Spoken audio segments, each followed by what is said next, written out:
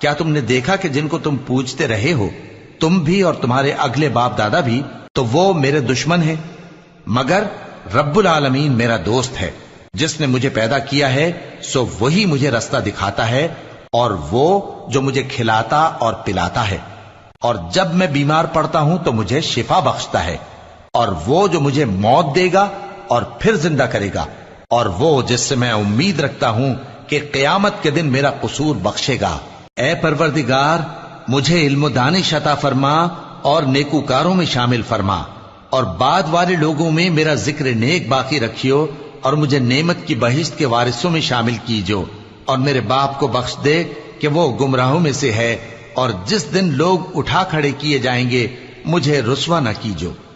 جس دن نہ مال ہی کچھ فائدہ دے سکے گا اور نہ بیٹے۔ ہاں، جو شخص اللہ کے پاس بے روک دل لے کر آیا وہ بچ جائے گا۔